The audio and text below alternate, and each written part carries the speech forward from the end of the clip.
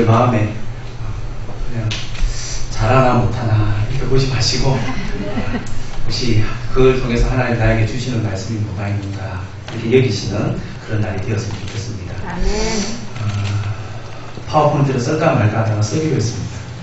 지난번에 한번 호주에 한번 부산에 한번 설교하러 가실 때 제가 한번 설교하게 되었는데 여러분의 눈동자가 어디를 가야 될지 잘 모르시더라고요. 그래서 파워포인트를 가지고 오늘 설교를 하겠습니다. 지금 우리가 살고 있는 사회는 무신론의 사회입니다. 무신론이 참 우리의 삶에 많이 도전을 주고 있는 시대 속에 우리가 살아가고 있습니다. 프로이드는 종교는 환상이다. 실제 일어나는 일이 아니다.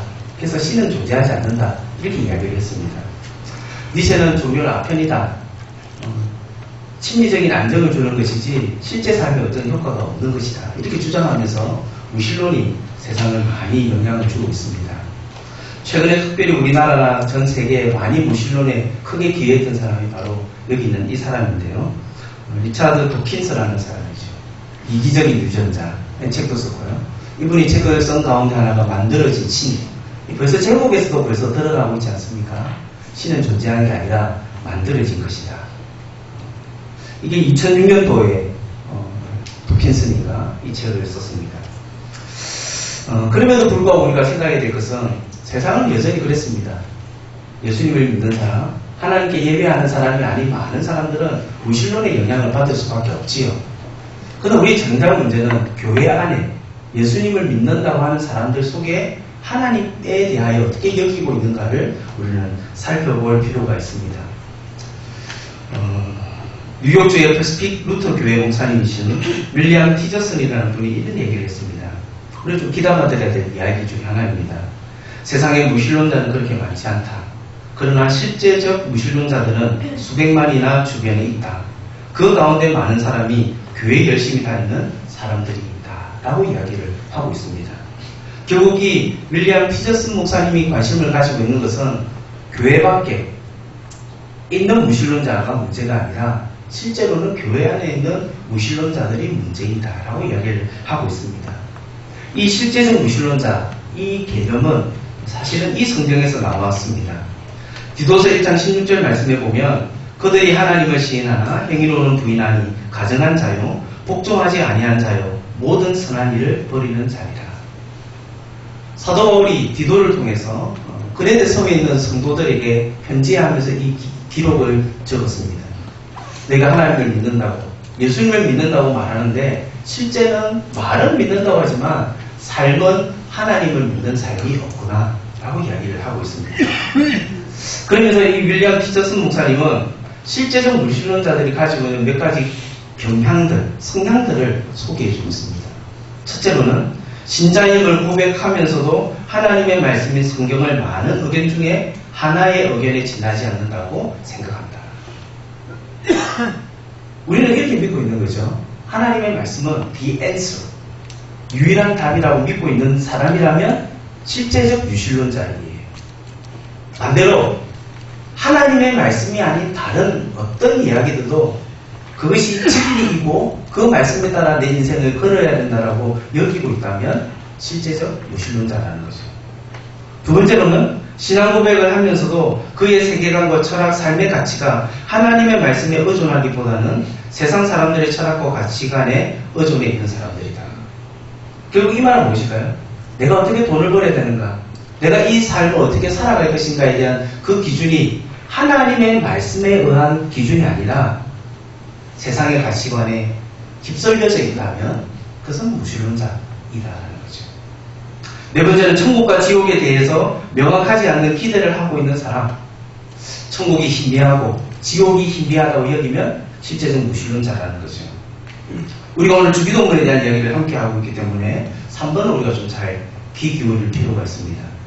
하나님을 믿는다고 하지만 하나님이 우리의 기도를 듣고 응답하신다는 신앙이 전혀 없는 사람. 다시 말하면 내 삶을 내가 예수님을 믿는다고 말하면서 우리 자신이 예수님 믿는 우리들이 하나님께 기도하는 것을 하지 않는다면 실제적인 무신론자라고 이야기하고 있는 것입니다. 오늘 제가 여러분에게 던지고 싶은 화두는 이것입니다. 기도하십니까? 기도하고 있다면 우리는 뭐죠? 하나님을 유일한 신으로 모시고 있다는 것을 우리에게 말하고 있습니다. 기도 응답을 받으셨습니까? 기도로 변화되셨습니까? 우리가 늘 이 문제에 대하여 우리는 함께 살펴보아야 합니다. 여기 연세가 많으신 한국 교회에 어떻게 보면 정인들이 여기 앉아 계시지 않습니까? 우리가 이전을 살펴보면 우리 할아버지 세대, 우리 아버지 세대 분들이 하나님께 기도했던 그 모습들과 우리의 모습을 좀 비교해보면 참 마음에 어려움이 좀 있습니다. 문제가 생기면, 어려움이 생기면 우리 믿음의 선배들은, 믿음의 아버지들은, 믿음의 할아버지들은, 할머니, 어머님들은 교회 가서 무릎을 꿇고 기도하면서 하나님 아버지 앞에 부르짖었던 것 우리는 기억하고 있습니다. 도대체 기도가 뭘까요? 필립 브룩스는 이렇게 이야기했습니다. 진실한 마음으로 기도하고 자기가 원하는 것을 기도에 의해 얻게 된다고 확신하게 되면 이상적인 상대가 자신에게로 돌아오게 됩니다. 태도에 대한 부분이죠. 기도할 때 진실되게 해라.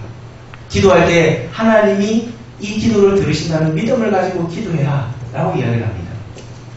사실 이 필립 브룩스는 기도의 자세보다 기도의 내용이 훨씬 더 중요한 우리에게 인사이트를 주는 이야기지요. 편하게 살라고 기도하지 말라. 강한 사람이 되게 해달라고 기도하라. 너의 힘에 알맞는 일을 달라고 기도하지 말라. 너의 일을 처리할 수 있는 일을 처리할 수 있는 힘을 달라고 기도해라. 이 말은 무엇이죠? 기도하게 될 때 우리에게 지금 주어지는 그것들만 여기지 말고 훨씬 더 큰 꿈과 비전을 가지고 기도해라. 필립 브룩스는 그렇게 우리에게 소개해주고 있습니다. 기도가 어떤 것입니까? 벤 존슨이라는 분은 이렇게 말했습니다. 고뇌는 있다던 악인에게 기도하는 법을 가르치지만 행복이 기도를 가르치는 경우는 절대 없다. 맞는 얘기 같습니다. 여러분들이 하나님 아버지 앞에 메어 달리고 정말 열정적으로 가지고 기도했던 때들을 이렇게 조사해보고 생각해보면 언제 기도했던 것 같습니까? 좋을 때 별로 기도하지 않습니다. 아쉬움이 있을 때, 고난이 있고 고뇌가 있고 환난이 있고 어려움이 있을 때 하나님께 기도하는 거 맞는 것 같습니다. 톨스토이는 이렇게 이야기했습니다. 기도는 무한한 존재, 곧 신을 받아들이고 기억하면서 자신의 행동을 신의 뜻에 따라 헤아리는 것입니다. 결국 기도라는 건 뭘 말하는 겁니까? 하나님이 살아계시고 하나님이 존재하시는 것을 기억하는 사람이 기도합니다. 그리고 그 기도 속에는 뭐가 들어있어야 됩니까? 내가 원하는 것, 내가 얻고 싶어하는 것을 기도하는 것이 아니라 우리 주기도문에도 나와 있는 것처럼 하나님의 뜻을 놓고 기도해야 된다는 것입니다. 기도에 대한 이 정의뿐만 있겠습니까? 여러 가지 많은 기도에 대한 정의가 아마 있을 것입니다. 여러분, 기도는 무엇인가요? 이 주기도문은 기도에 대한 예수님의 답, 기도는 무엇이다라고 정의를 내리고 있는 것이 바로 이 주기도문입니다. 예수님이 내리는 기도에 대한 정의는 무엇입니까? 하늘에 계신 우리 아버지요. 예수님이 내리는 기도의 정의는 하늘에 계신 우리 아버지여라는 이 단어 속에 있습니다. 유대인들이 기도를 열심히 합니다. 통곡의 벽이죠. 유대인들은 시간을 정해놓고 기도합니다. 하루 3번 기도했습니다. 또한 유대인들은 기도문이 있었습니다. 18개의 기도문인 세모네 에스레라는 기도문을 가지고 기도를 했습니다. 이 통곡의 벽의 한 부분을 자세히 좀 클로즈업한 부분을 제 마음이 참 많이 와닿았습니다. 아마 그러는 것 같습니다. 우리나라 사람이나 유대인이나 비슷한 것 같습니다. 산에 가면 그죠? 내가 왔다는 거 꼭 흔적을 남겨야 되지 않습니까? 글이 썼든지 아니면 종이 쪽지를 넣든지 아마 이 통곡의 벽에서 기도하면서도 자기가 가지고 오면서 통곡의 문 앞에서 기도하는 일들을 열심히 해나가면서도 어떻게 하는가 그 기도가 이루어지기를 원하는 마음으로 자기가 가졌던 기도문을 적어서 저 통곡의 벽 안에 넣어놓았던 것 같습니다. 예수님의 제자들은 유대인들이었습니다. 유대인들이 조금 전에 보았던 것처럼 하루 3번 기도했습니다. 기도문을 가지고 기도를 했습니다. 심지어 예수님의 제자들 가운데는 세례 요한의 제자들도 있었습니다. 그런데 이 예수님의 제자들이 예수님이 기도하는 모습을 보니까 뭔가 다른 게 좀 있는 것이에요. 유대인들과 다릅니다. 바리새인들과 다릅니다. 세례 요한이 가르쳤던 기도, 또 세례 요한이 기도했던 것과 다르다는 사실을 알게 되어졌습니다. 누가복음 11장은 예수님이 왜 주기도문을 가르쳐 주셨는지, 주기도문을 어떻게 만들어졌는지를 이야기를 하고 있습니다. 예수님 기도하고 계셨어요. 기도를 다 마치고 난 다음에 예수님의 제자가 예수님께 이야기하는 것입니다. 예수님, 우리도 좀 기도 좀 가르쳐 주십시오. 요한의 제자들이 기도문을 가르치는데 왜 예수님이 기도를 안 가르치십니까? 라고 이야기하면서 만들어졌던 것이 바로 기도이었습니다. 주기도문이었습니다. 예수님이 기도할 때마다 조금 유별나고 좀 다른 점이 좀 있습니다. 마태복음 11장 28절, 27절 우리 잘 알고 있는 말씀이죠. 수고하고 무거운 짐진 자들아 다 내게로 오라, 내가 너를 쉬게 하리라. 이 말씀을 하기 전에 기도를 했습니다. 그때 이 말은 뭔가 하면 이거죠. 예수님이 여러 지역을 돌아다니면서 복음을 전했습니다. 능력도 행했습니다. 그런데 고라신과 벳세대 이런 지역에는 능력을 이렇게 행했음에도 불구하고 그것이 예수님을 받아들이는 사람, 예수님을 믿는 사람이 없게 되어져 버렸어요. 어떤 데는 능력을 많이 행하는데 예수님을 믿지 않는 사람이 있는 반면에 어떤 사람은 예수님에 대해서 별말 말하지 않았는데 능력이 없었음에도 불구하고 예수님을 믿는 사람들이 있었던 거죠. 그러면 기대합니다. 예수님 기도하십니다. 천지의 주지이신 아버지여, 이것을 지혜롭고 슬기로워 있는 자들에게는 숨기시고 어린 아이들에게 나타내심을 감사하나이다. 올소에다 이렇게 된 것이 아버지의 뜻입니다. 예수님 기도하셨습니다. 또 예수님 기도하시는 모습을 보면 죽은 나사로를 살리시는 장면에도 나타나고 있습니다. 요한복음 11장에 예수님이 나사로가 죽은 지 나흘이 다 지나고 시체 냄새가 나고 큰 돌문이 있어서 그것이 박혀있는 그 자리에 예수님 늦게 당도하시죠. 그래서 마르다와 마리아가 말합니다. 예수님 계셨으면 우리 오라버니 나사로 안 죽었습니다. 그래서 예수님 기도하십니다. 돌을 옮겨 놓으시고 예수께서 눈을 들어 우러러 이르시되 아버지여, 내 말을 들으신 것을 감사하나이다. 항상 내 말을 들으시는 줄을 내가 알았나이다. 지금은 몇 가지 예수님 기도하신 장면을 우리가 살펴보았습니다. 차이점이 있죠. 요아kim 예레미야서 신약 학자입니다. 이 학자의 예수님의 기도가 바리새인과 세례 요한이 가르쳤던 기도와 달랐던 이유가 무엇인가를 이렇게 말하고 있습니다. 많은 유대인 문헌을 검토하면서 알 수 있는 것은 예수님 당시까지 하나님을 아버지라고 부른 사람은 예수님 외에 한 사람도 없었다. 그리고 예수님처럼 기도 시간에 하나님을 아버지라고 부르면서 매달린 사람도 없었고, 또 예수님처럼 제자들을 보고 기도할 때에 하나님을 아버지라고 부르라고 가르친 분도 없다. 이렇게 지적하고 있습니다. 이게 차이점이었습니다. 예수님의 기도와 세례 요한의 기도, 예수님의 기도와 바리새인의 기도, 예수님의 기도와 유대인의 기도가 질적으로 달랐던 이유는 무엇인가 하면 예수님은 하나님께 기도하면서 아버지여 라고 기도했다는 것입니다. 예수님이 아버지여라고 기도하지 않을 때는 이때밖에 없었습니다. 십자가에 못 박히는 그 장면 가운데 엘리 엘리 라마 사막다라이, 나의 하나님 나의 하나님 어찌하여 나를 버리시나이까, 아버지라고 안 했습니다. 죄를 가진 인간으로 하나님 아버지 앞에 서야 되기 때문에 예수님은 여기에 그렇게 기도할 때마다 아버지여 아버지여 불렀던 그 기도를 이 십자가 위에 설 때는 기도하지 않았습니다. 예수님의 대답은 무엇입니까? 기도는 무엇입니까? 하늘에 계신 우리 아버지여.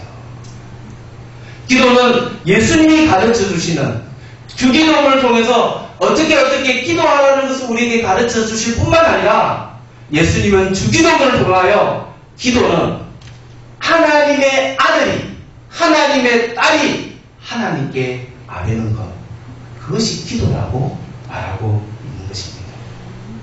그렇기에 내가 하나님의 아들이 되었다, 내가 하나님의 딸이 되었다, 예수님을 믿음으로 말미암아 나는 하나님의 자녀가 되었다고 말한다면 결국 우리의 아버지이신 하나님 아버지 앞에 기도하는 것은 어쩌면 자연스러운 것일 수 있을지 모르겠습니다.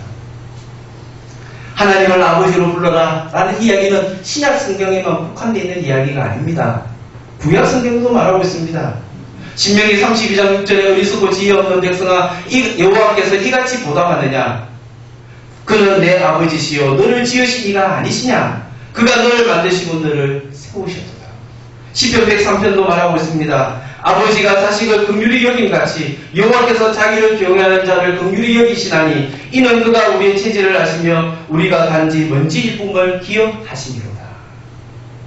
구약성경 곳곳에서 하나님은 전능하신 하나님으로만 말씀하고 있을 뿐만 아니라 하나님은 아버지이시다라고 말하고 있는 것이에요. 기도는 무엇이라고요? 하나님을 아버지로 고백하는 사람이 하나님께 이런저런 대화를 나누는 것, 그것이 바로 기도라고 예수님은 우리에게 말해주고 있습니다. 그럼 하나님 우리 아버지 맞습니까? 하나님 우리 아버지이신 게 분명합니까? 로마서 8장에 보면 사도 바울은 이렇게 말하고 있습니다. 14절에 물론 하나님의 영으로 인도함을 받는 사람은 곧 하나님의 아들이라. 너희는 다시는 무수하는 종의 영을 받지 아니하고 양자의 영을 받았으므로 우리가 아빠 아버지라 부르짖느니라. 이 말씀이 먼저 말해주고 있는 게 무엇입니까? 우리는 양자라는 것입니다. 입양된 아들, 입양된 딸이라는 것입니다. 왜 우리가 입양된 아들이고 딸입니까? 우리 원래는 어떤 사람들이었습니까? 종의 영을 받은 사람입니다. 12절, 13절 말씀해 보면 우리는 죄의 종노릇한 하나님의 아들과 하나님의 딸이 아니라 마귀의 종, 마귀의 자녀들이었습니다. 그런데 어떻게 되었다는 것입니까? 성령께서 우리를 찾아오셔서 하나님의 복음을 듣게 하시고 예수 그리스도가 나의 죄를 위하여 십자가에 죽으셨던 그 사실을 알게 됨으로 말미암아 믿게 됨으로 말미암아 우리 신분이 달라졌습니다. 하나님을 이전에는 원수시하고 하나님과 적으로 이루어졌던 우리가 성령으로 말미암아 예수님의 복음의 말씀을 들음으로 말미암아 우리는 하나님을 아버지라고 부르게 되었습니다.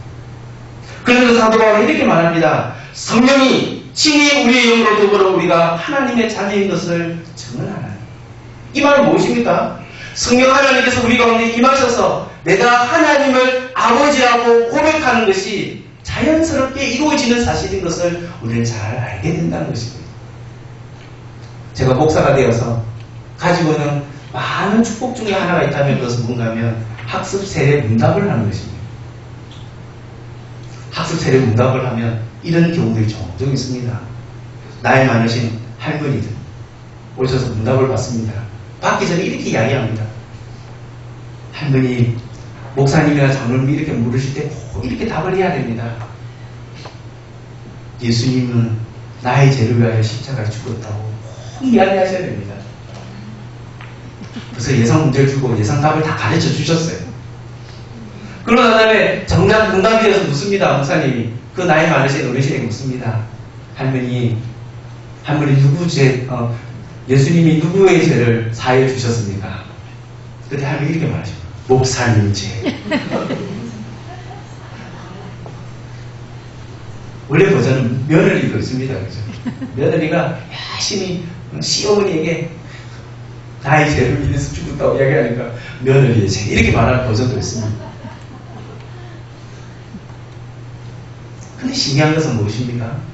우리가 고백하게 될 때, 학습을 받습니다, 세례를 받습니다라고 고백하게 될 때, 예수님이 나의 죄를 위하여 십자가에 죽으셨다는 사실을 우린 보았습니까?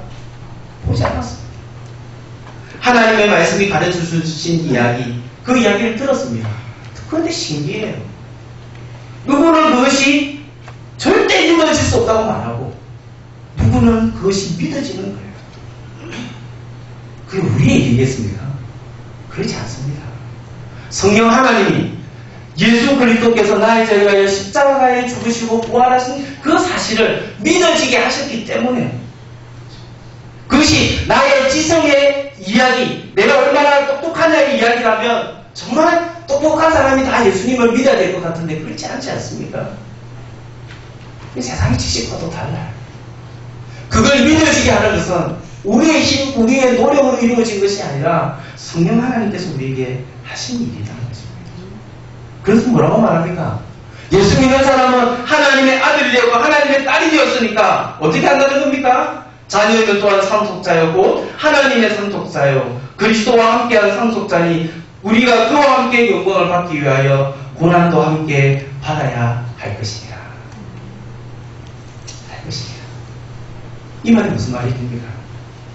하나님이 가지고 있는 것이 다 우리 거라는 거 아닙니까? 하나님 우리에게 주시고 싶어하는 거 누구에게 주겠습니까? 우리가 아버지로서 어머니로서 자녀에게 좋은 것 주기를 원하는 것처럼 하나님도 역시 우리에게 아버지신 하나님도 역시 우리에게 좋은 것 주시지 않겠느냐라고 말하고 있는 것이에요. 사도 바울은 이것이 너무너무 중요하게 갈라디아서 또 말합니다. 너희가 아들임으로 하나님이 그 아들의 영을 우리 마음 가운데 보내사 아빠 아버지라 부르게 하셨느니라. 이상한 일이 일어난 거죠. 어떻게 우리가 하나님을 향하여 아빠 아버지라고 부를 수 있게 되었는가? 공부를 열심히 해서가 아니라 성령 하나님 우리에게 그것을 주셨다는 것입니다. 다시 정리해 보겠습니다. 기도는 무엇입니까? 하늘에 계신 우리 아버지요. 기도는 하나님 아버지 앞에 드리는 기도가 하나님을 아버지라고 고백하는 자들이 하나님과 대화하고 하나님께 필요한 것들을 묻고 하나님이 내 삶을 어떻게 인도하실 것을 가지고 대화하고 나누는 그 모든 것들이 뭐라는 겁니까? 기도하고 말하고 있는 것이에요. 성경에 주기도문은 두 군데 나타납니다. 누가복음 11장과 마태복음 5장, 6장, 7장에 나타나 있는 산상수훈에 나타납니다. 산상수훈을 보면 예수님이 여러 가지 말씀을 5장, 6장, 7장 말씀하시면서 이렇게 말하지요. 그러므로 하늘에 계신 너희 아버지의 온전하심과 같이 너희도 온전하라. 부담스러운 얘기입니다. 그죠? 온전하신 같이 온전하라. 팔복, 심령이 가난한 자는 복이 있나니 이거는 아멘이 돼요. 그죠? 의에 줄이고 목마른 자 아멘 돼요. 어려움과 핍박을 받는 자 아멘이 안 돼요. 너는 세상에 빛이 되나 소금이 되나 너희는 사람에게 음욕을 품은 거 가늠이다. 사람에게 나가라고 욕하는 거 살인이다. 부담스럽습니다. 그런 하나님의 자녀들의 살아가는 삶 가운데서 일어난 여러 가지 많은 이야기들이 있으면서 하나님 우리에게 이거 기대하시는 거예요. 이거 기대하시면서 뭐라고 이야기합니까? 하늘에 계신 우리 아버지여 라고 기도하라고 말씀하고 있는 것입니다. 결국 우리가 기도하는 자리는 내가 어떤 제목을 가지고 하나님 아버지 앞에 기도해서 응답받았다. 이게 중요한 것이 아니라 여러분이 하나님 아버지 앞에 기도의 자리로 나아가게 될 때마다 제일 먼저 알아야 되고 깨닫는 것이 있다면 나 기도할 수 없는 사람이었는데 내가 하나님 아버지 앞에 부르실 수 없었던 사람이었는데 성령께서 우리 가운데 예수님이 누구신지를 알게 되고 나의 왕 나의 구주로 영접하는 일들을 잊게 하셔서 하나님을 아버지라고 부르게 되는 특권을 나에게 주셨구나 라는 우리가 느끼는 게 얼마나 좋은지 제가 한 번씩 우리 어머니 보면 마음이 잔할 때가 있습니다. 한 3년 한 2년 정도 저희 아버지가 병원에 계셔서 오늘 아침도 그 장면을 보았습니다. 제가 아들이 옆에 있어서 뭐 있은 지 얼마 안 되니까 한 10몇 년 떨어졌다가 다시 만나서 이렇게 1년 지금 한 6개월 정도 이렇게 같이 있지 않습니까? 제 방에서 뭘 하고 있으면 텔레비전 소리가 들리는 소리에 간혹 우리 어머니 소리가 들립니다. 뭐 하는 장면인 것 같습니까? 텔레비전과 대화하고 계십니다. 요리 프로그램을 보고 있으면 뭐 소금 너무 많이 넣었다고 막 대화를 하시는 거예요. 마음속에 사람이 좀 있습니다. 사람이 있습니다.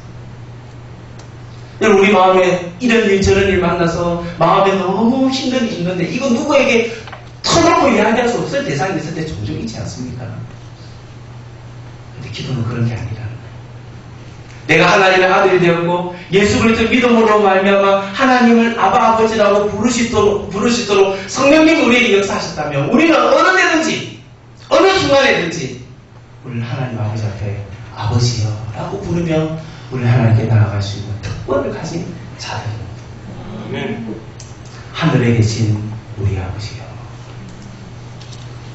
우리가 때로는 하늘을 바라봅니다. 우리가 살아가다 보면 답답한 일 만날 때, 힘든 일 만날 때 하늘을 쳐다봅니다. 이 문제 좀 해결됐으면, 저런 문제 해결됐으면 하면서 우리는 하늘을 쳐다봅니다. 하늘에는 다른 두 단어를 영어로 쓰고 있습니다. sky, 말 그대로 하늘.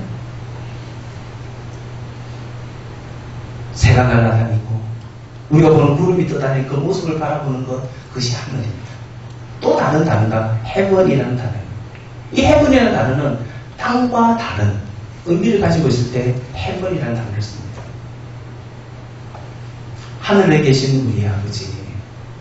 고대 사람들은 참 하늘을 신성시하게 여겼습니다. 왜요? 하늘에는 태양이 있습니다. 태양이 있어야 어떻게 해요? 이것처럼 식물이 자랄 수 있습니다. 그리고 바라보는 땅을 바라보면서 찌럭찌럭 갈라지는 모습을 보면서 하늘을 바라봅니다. 뭐 달라고요? 비를 달라고 봅니다. 고대인들은 하늘은 마냥 무서움의 대상이 아니라 그 하늘을 통해서 우리에게 생명이 자라고 성장하고 필요한 것들을 공급받으시는 그 은혜들을 바라보면서 하늘을 바라보았습니다. 하늘에 계신 우리 아버지여 라는 의미가 바로 그런 의미입니다. 우리의 삶을 살아가게 될 때 이런저런 여러 가지 일들 가운데 막막한 일을 바라보게 될 때 하늘을 바라보면서 햇빛이 열었고 하늘을 바라보면서 비가 내려져서 곡식을 거두어서 내 먹었던 것을 기억하면서 하늘에 계신 우리 아버지여라고 부르짖었던 것처럼 우리의 삶에 아버지를 통하여 받아야 될 은혜들, 아버지를 통하여 받아야 될 선물들을 놓고 하나님께 기도하는 것이 바로 우리의 기도인 것입니다. 기도는 무엇입니까? 하늘에 계신 우리 아버지여 라는 기도입니다. 여기 저 화면 속에 있는 사진 액자 속에 있는 분이 옥하는 목사님이십니다. 1988년도부터 저는 대학교가 서울에 있으면서 사랑의 교회를 다녔습니다. 저 액자 가운데 있는 여자분이 어머니시고요. 어머니 옆에 있는 분이 큰아들입니다. 옥성모 집사죠. 그리고 액자를 중심으로 왼쪽에 있는 첫 번째 사람이 옥승훈 형제입니다. 저보다 나이가 한 살 더 많습니다. 저와 같이 대학교에서 같이 지냈습니다. 2010년 9월 8일 날 옥하는 목사님이 안성에 있는 사랑의 교회 수양관에 하관 예배를 드리기 위해서 모이는데 예배를 거의 다 드리고 난 다음에 저 둘째 아들 옥성훈이가 이렇게 이야기했습니다. 잠깐 양해 좀 해주십시오. 그래서 뭐라고 얘기하면 이렇게 이야기했습니다. 저희는 아버지와 함께 찍은 가족 사진이 아무것도 없습니다. 잠깐 시간 주시면 이 시간에 우리 온 가족이 한번 가족 사진 한번 찍어도 되겠습니까? 하면서 가족 사진을 찍었습니다. 목사님이신 아버지가 시간을 낼 수가 없으니까 또 뭐 시간 내고 좀 가려고 할 때는 또 병원에 아파서 왔다 갔다 해야 되니까 얼마나 많이 힘들겠습니까? 저 모습 보면 마음이 짠하겠습니다. 나도 아버지와 찍은 사진이 언제쯤 있었나. 찾아보니까 결혼 사진이 딱 없더라고요. 저희 아버지와 찍었었어요. 근데 저 아버지, 옥하는 목사님, 아버지 얘기를 조금 하려고 합니다. 옥하는 목사님은 거제 출신이시죠. 거제에 있었습니다. 거제에 있으면서 옥하는 목사님 아버님은 농사를 열심히 지었습니다. 그리고는 아들 뒷바라지 하기 위해서 때로는 공사장에도 가기도 했습니다. 이 옥하는 목사님 아버지는 옥하는 목사님에게 기대가 있었습니다. 그래, 니는 나를 따라서 그냥 농사를 짓자. 농사꾼이 되기로 했습니다. 근데 옥하는 목사님은 그러고 싶지 않았어요. 공부가 너무 하고 싶던 거예요. 공부를 열심히 하는 것이 재미가 있고 즐거움이 있었습니다. 옥하는 목사님. 그래서 때로는 아버지와 옥하는 목사님 사이에 계속 긴장관계가 있을 때가 종종 있었습니다. 그러면서 이 청소년 시기를 겪었던 옥하는 목사님 마음속에는 아버지에 대한 마음에 불만이 많았어요. 아버지는 내가 하고 싶은 거 안 해주는 사람, 내가 하는 것에 대해서 자꾸 반대하는 사람, 이렇게 여기고 있었어요. 근데 어느 순간 이 옥하는 목사님이 어디를 지나가게 되는가 하면 공사장을 지나가게 되었습니다. 공사장을 지나가면서 보니까 아주 낯익는 분이 열심히 벽돌 나르고 시멘트 나르고 하는 모습을 보았어요. 누군가 보니까 자기 아버지였어요. 그때부터 이 옥하나 목사님이 아버지를 바라보는 생각이 달랐습니다. 아버지는 내가 하고자 하는 일들을 계속 반대하는 분이 아니라 반대하시지만 나의 아버지는 내가 하는 일들을 뒷바라지 하기 위해서 조금이라도 돈 몇 푼 더 벌기 위해서 공사장에 가서 땀을 흘려가면서 벽돌 나누고 시멘트 나누는 그 모습이 나의 아버지였구나 라는 생각을 했다는 얘기를 제가 들었습니다. 성경이 이렇게 말하지요. 누가복음 11장 9절부터 13절에 구하라 그리하면 너에게 주실 것이요 찾아라 그리면 찾을 것이요 문을 두드리라 그리면 너에게 열릴 것이니 구하는 이마다 받을 것이요 찾는 이가 찾아낼 것이요 두드리는 이에게 열릴 것이로되 너희 중에 아버지 된 자로서 누가 아들에게 생선을 달라는데 생선 대신 뱀을 주며 알을 달라는데 정갈을 주겠느냐. 너희가 악할지라도 좋은 것을 자식에게 줄 줄 알거든 하물며 너희 하늘 아버지께서 구하는 자에게 성령을 주시지 않겠느냐. 아멘. 아멘.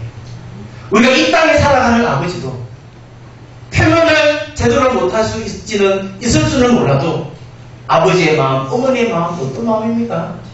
자녀들을 위해서 어떻게 하면 더 좋은 거, 더 괜찮은 거, 주고 싶어하는 것처럼 하늘에 계신 우리 아버지, 우리의 기도를 받으시는 하늘에 계신 우리 아버지 그분도 우리에게 좋은 것 주시기를 원하시는 분이라는 것 우리는 잊지 말아야 합니다. 아멘. 성령을 주시는 분이시라는 사실을 우리는 잊지 말아야 합니다. 아멘. 그래서 우리는 그 기도의 자리에 나아가게 될 때마다 하늘에 계신 우리 아버지요. 우리 육신의 아버지도 좋은 거 주고 아름다운 거 주기를 원하는 그 마음 가지고 있는 것처럼 여기에 아버지, 어머니로서 이 자리에 앉아 계시는 여러분들이 여러분의 자녀들에게 좋은 것 주려고 노력하고 애쓰는 것 그것이 아버지, 어머니의 마음인 것을 알기에 우리가 기도의 자리에 나가게 될 때마다 하늘에 계신 우리 아버지는 우리에게 좋은 것 주시는 분이시다. 그 마음으로 나아가는 것 그것이 바로 기도라고 말하고 있습니다. 미국 캘리포니아 비숍에 가면 화이트 마운틴이라는 곳이 있습니다. 그곳에 가면 저 나무가 있습니다. 이 나무가 무슨 나무일까요?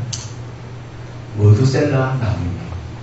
이 머두셀라 나무는 100년에 3cm 정도가 자란다고 합니다. 진짜 오랫동안 살았죠. 직접 잴 수가 없으니까 얼마나 자랐는지 잘 모르지만 어쨌든 이 비숍 화이트 마운틴에 있었던 이 나무는 굉장히 오랜 세월 동안 있었던 나무입니다. 제가 이 나무를 접하면서 제 마음에 이런 생각이 들었습니다. 창세기 5장에 보면 에녹에 대한 이야기 나오지 않습니까? 에녹은 하나님과 동행했다. 그리고 에녹의 아들이 모두셀라입니다. 모두셀라는 969세를 살았다고 성경이 기록하고 있습니다.